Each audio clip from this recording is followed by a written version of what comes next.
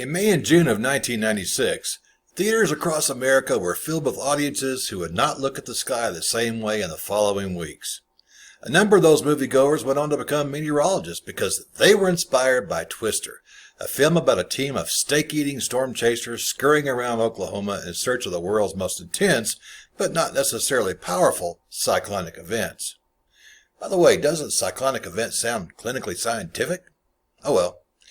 For the sake of full disclosure, I and my family lived in Ottawa County, Oklahoma around the turn of the century and lived through the May 3rd, 1999 F5 that produced the highest wind velocities ever recorded.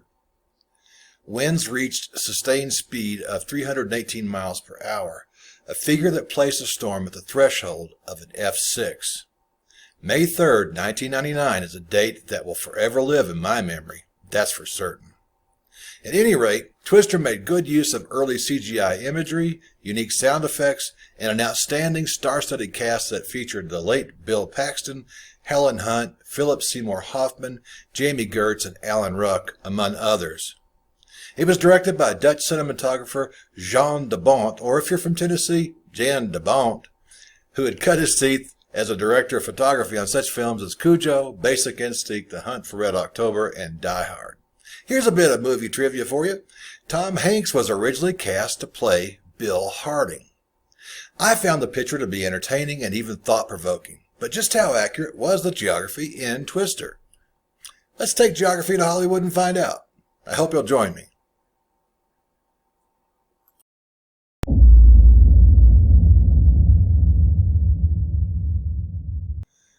The plot in Twister is, well, kind of twisted. It depicts a 24-hour period of time in which 8 tornadoes wreak havoc across sparsely populated parts of central and north-central Oklahoma. The twisting of the plot in the movie happens because of 2 interconnected stories that are told over the film's 1 hour and 53-minute run. First, we're treated to the drama of the disintegrating marriage between Paxton's character, handily named Bill Harding, and Dr. Joe Harding, played by Helen Hunt. The second storyline involves the team's quest to understand the internal dynamics of tornadoes. By unraveling the physics of tornadoes, Dr. Harding and her team hope to save lives through a more effective early warning system. That's certainly a reasonable excuse to conduct research. The factor that ties together both storylines is Dr. Harding's obsession to comprehend the meteorological nemesis that killed her father back when she was a young girl. Bill obviously still loves Joe, despite dragging along his new fiancée, the lovely Dr. Melissa Reeves, played by Jamie Gertz, who had some very profound lines like, "Dr. Melissa Reeves here." Anyway, as the film unfolds, we learn that it was Joe's obsession with tornadoes that drove a stake in the heart of the Harding couple. The rest of the team is made up of a ragtag assortment of college-age members. The storm team is employed by Muskogee State College, a fictitious 2-year college in Oklahoma. Early in the film, we learn that the team operates on a dwindling supply of grant funds. As a former chief academic officer in the Oklahoma State University system, I can tell you that 2-year colleges in Oklahoma are seldom given grants by the state to conduct research. That money is more often awarded to Oklahoma State University in Stillwater and the University of Oklahoma in Norman, where they have students pursuing master's degrees and doctorates. Graduate students are taught by faculty who live in fear of the maxim, "publish or perish." Because of that fear, graduate faculty are compelled to locate sponsors who are willing to provide funds for their research. We call it grant writing. One of the movie's non-team members is Dr. Jonas Miller, who Bill Harding calls a nightcrawler because he went out and found some financial sponsors and wrote grants. This is kind of hypocritical because of the obvious product placements scattered throughout the film. How many times do you see Pepsi's name and symbol in the movie? The fun doesn't stop with Pepsi. Chrysler also stars in the film as Joe's Jeep and Bill's Ram pickup. The film was produced by Warner Brothers, Universal, and Amblin Entertainment. We see snippets of those companies' movies in the film. The Shining with Jack Nicholson is well placed in the drive-in scene. It's interesting that the producers assumed that the University of Oklahoma would allow its name to be used in the film, but permission was denied. The only reference to the university is seen in the red OU baseball cap worn by Dusty, the team member who chaperones Melissa from the back of the convoy as they chase tornadoes. I suppose the state of Oklahoma wanted the producers to know what it was like to be an Okie from Muskogee.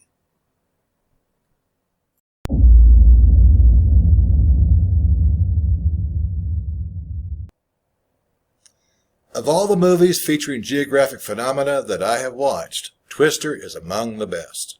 First, the movie was mostly shot in central and north-central Oklahoma, as the script would suggest. The landscape of many of the tornado chase scenes and the small town of Wakita are the real deal. Most of the reporters and media personalities that appeared in the movie were actually employees of Oklahoma news agencies and TV stations. Filming in Oklahoma began in the spring of 1995 and ran into the summer months. You might recall that the Oklahoma City bombing happened on April 19th of that year. It was the deadliest act of domestic terrorism in American history. Some of the movie's crew actually provided help and assistance in the aftermath of the bombing. Because filming extended past the spring and early summer months, the heat of July and August settled in over the state and transformed the lush vegetation of spring into brown patches of grass. To keep the 24-hour storyline believable, the search for lush green scenery forced the shooting to close in Oklahoma. Production moved northeastward to Iowa, about 509 miles away, to settle in around Ames, Iowa. As is typically the case, reshoots and additional footage were needed to finish the film. By the time regular shooting wrapped up, dry conditions of summer had also affected the look of vegetation in and around Ames, where the filming of the climactic F5 scenes were shot. What to do? The producers loaded up the truck. They did move to Beverly Hills, but they moved to Canada's Bolton, Ontario, where the landscape and vegetation still resembled Oklahoma in the late spring.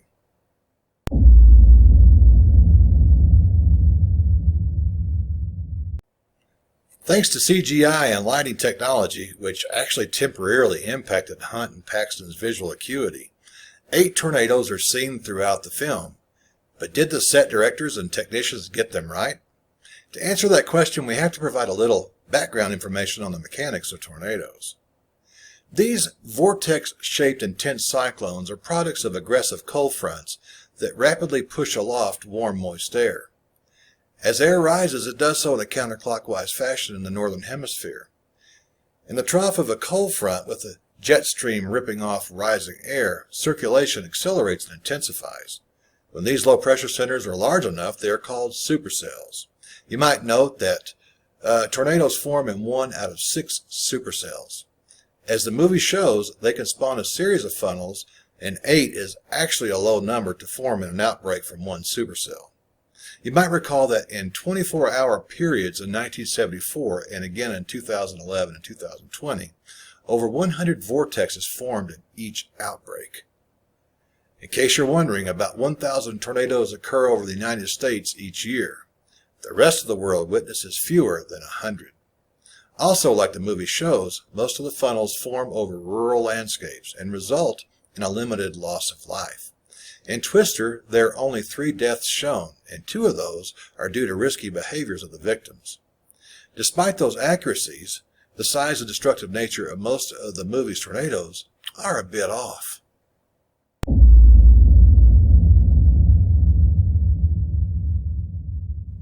Early in the picture, Joe and Bill are seen chasing a relatively small tornado.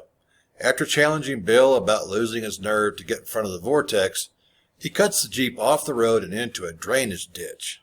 They soon find themselves trapped in the channel with the tornado hot on their tail. Their escape is stopped abruptly as they hit the pilings of a small bridge that crosses the ditch. With the trench filling up with water, they can't assume a low position to avoid the catastrophe of being swallowed up by a tornado. So they act as most of us would do. They grabbed onto the bridge's pilings. Amazingly, Joe lets go of the post to see the tornado while the truck next to her is picked up and removed from the scene. Helen Hunt probably weighed 110 pounds in the movie. I think the vortex would have pulled her up and out of there along with the much heavier Jeep. Folks, please don't hide under a bridge to escape a tornado. It's just not a good idea. Let me explain why.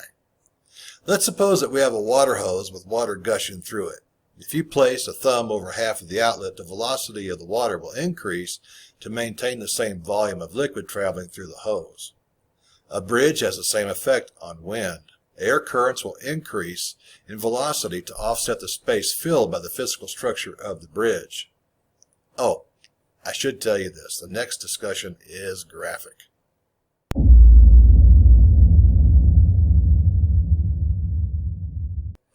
The passage of an F3 or larger tornado can rip a human being apart.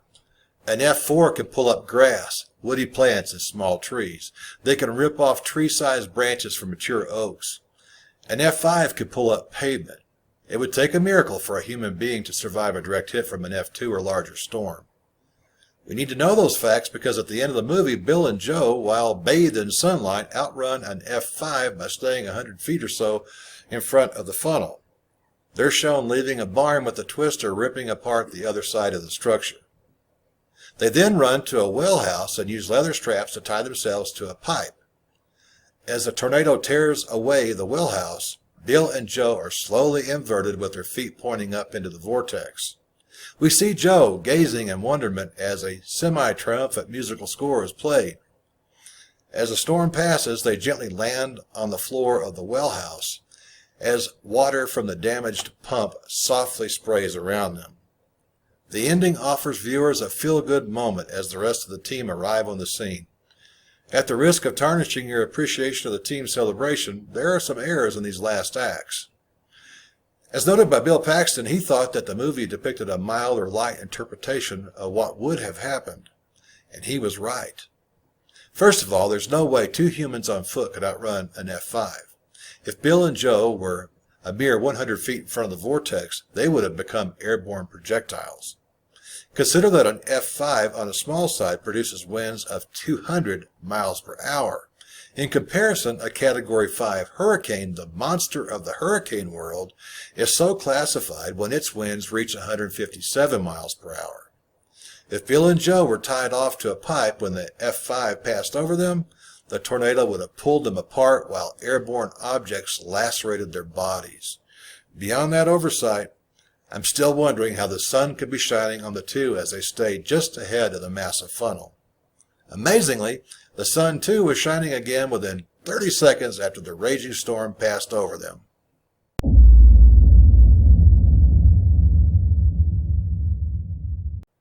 In reflecting over the movie, I think Twister shows some highly entertaining and suspenseful moments supported by some sound science. The movie is well acted, the soundtrack greatly adds to the action and excitement of the scenes, and the geography is actually more subdued than it is exaggerated. For instance, in tornado outbreaks, it's not uncommon for there to be millions and even billions of dollars in damages along with the loss of dozens and even hundreds of lives. Tornadoes are nature's most intense cyclone. If you have a tornado story that you'd like to share with me, I'd love to read about it in the comments section. If you haven't already, please hit the like and subscribe buttons. Thanks for joining me. I'll see you next time here on The Vantage Point.